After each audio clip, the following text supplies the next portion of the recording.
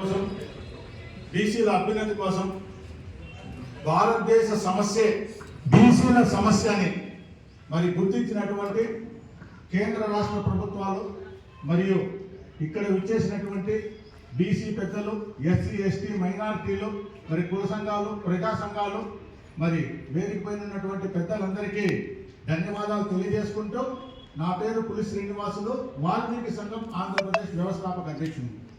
మరి భారతదేశ సమస్య బీసీల సమస్య కనుక బహుజన సేన అధ్యక్షులు ఈరోజు ప్రధాన భారతదేశంలో సమస్య ఏదుందో దాని గురించి మనం అందరూ చర్చించుకోవాలా.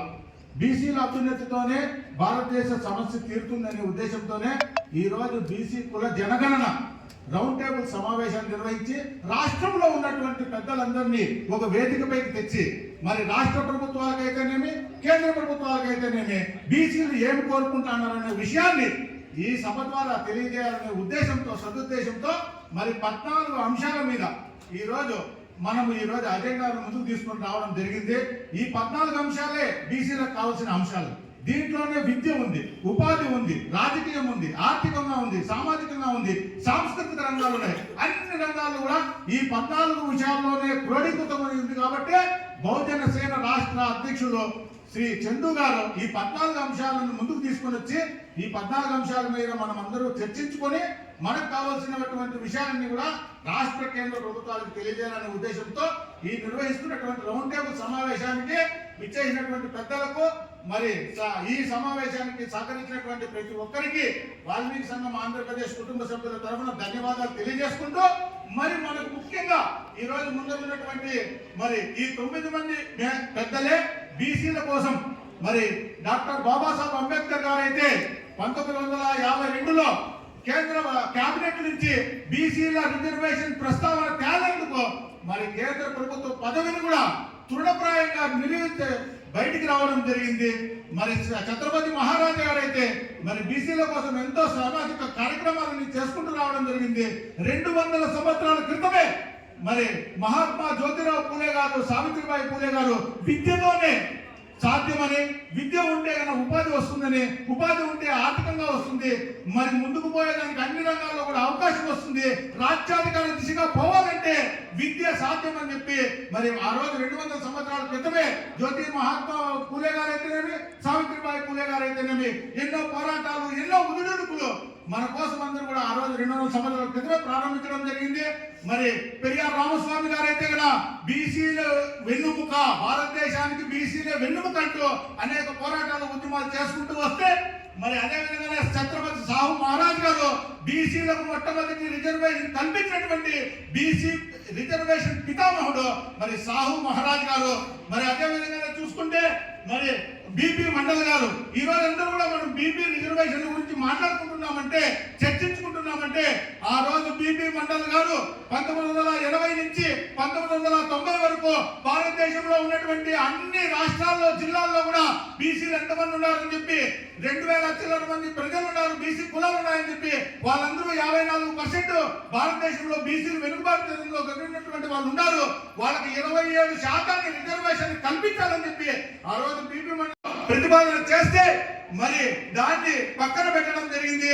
బీసీలకే మరి ఉపాధి కోసమైతేనేమి, రాజకీయం కోసమైతేనేమి మరి అన్ని రంగాల్లో ముందుకు పోవాలని మరి బీఎస్పీ పార్టీని వ్యవస్థాపించినటువంటి మన కాంశీరామ్ గారు అయితే 48 రోజులు ఢిల్లీలో మరి కంటిన్యూగా మరి సభ చేసి, నిరాహార దీక్షలు చేసి మరి కేంద్ర ప్రభుత్వం మెడలు వచ్చి ఈ రోజు బీసీలు అనుభవిస్తున్నటువంటి ఈ రిజర్వేషన్ ని తీసుకొని దాంట్లో ఈ ప్రధానమైనటువంటి ఈ మన చుట్టూరా ఉన్నటువంటి ఈ ఫోటోలో ఉన్నటువంటి నాయకులే మనకు మార్గదర్శకులు కనుక వాళ్ళందరి అడుగుజాడల్లో మనం నచ్చల్లా, వాళ్ళు ఇచ్చినటువంటి సూచనలు తీసుకోవాలా, మనం అందరూ వాళ్ళ ముందుకు పెట్టుకొని పోవాలని చెప్పి తెలియజేసుకుంటూ మరి రాష్ట్ర ప్రభుత్వాలు ఈ రోజు మనకు 27% రిజర్వేషన్ కల్పిస్తే మరి విద్యాపరంగా ఈ రోజు కూడా ఐఐటి అయితేనేమి, ఐఐఎం అయితేనేమి 10% కూడా మించుకోకుండా మన గొంతుకు వస్తున్నారని చెప్పి తెలుసుకోవాల్సిన అవసరం ఉంది.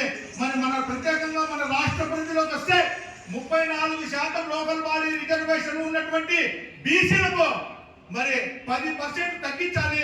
60% మించి 50% మించి ఉంది, 60% ఉంది కాబట్టి 10% మీరు తగ్గించాలని చెప్పి మరి రాష్ట్ర ప్రభుత్వానికి కోరితే కేవలం 34% ఉన్నటువంటి బీసీ రిజర్వేషన్లు వచ్చినాయి.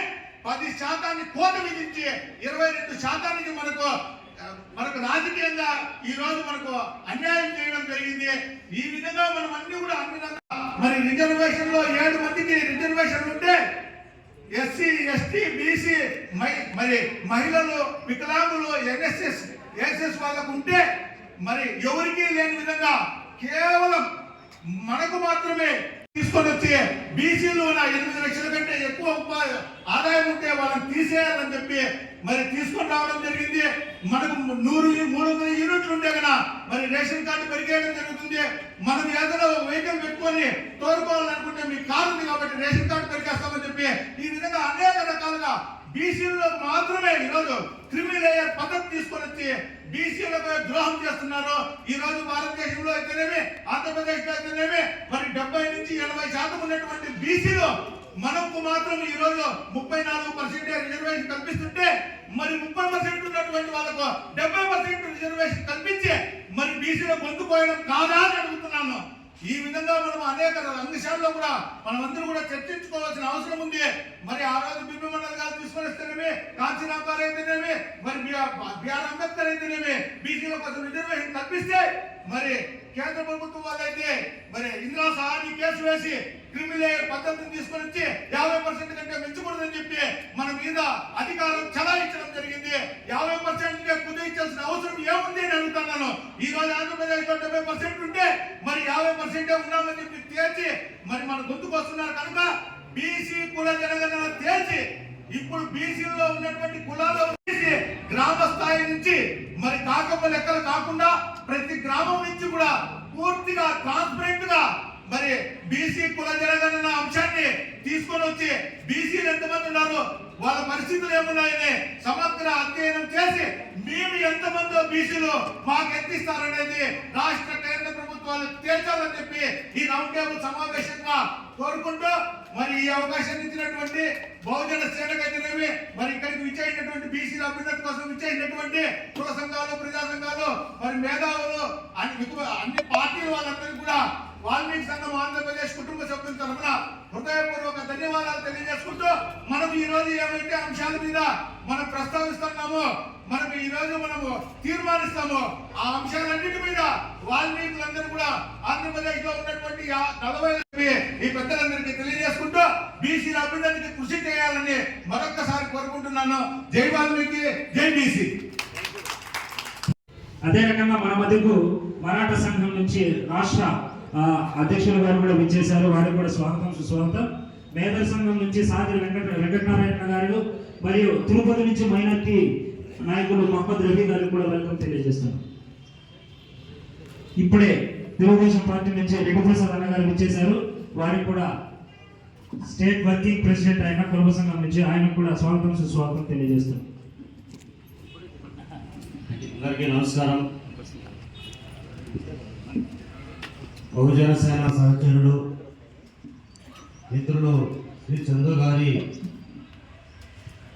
ఆధ్వర్యంలో ఆయన అధ్యక్షతన జరుగుతున్నటువంటి బీసీల కులగణన రిజర్వేషన్ల అంశంపైన రౌండ్ టేబుల్ సమావేశంలో పాల్గొంటున్న పెద్దలు మిత్రులందరికీ పేరు పేరున కమ్యూనిస్ట్ పార్టీ నుండి నమస్కారాలు తెలియజేస్తా ఉన్నాం. ఈ విషయం చాలా పెద్దది. చాలా మంది వేదిక పైన ఈ విషయాలపైన అనేక సంవత్సరాలుగా ఉద్యమాల్లో ఉన్నటువంటి చరిత్ర ఉంది. భారతదేశంలో బీసీల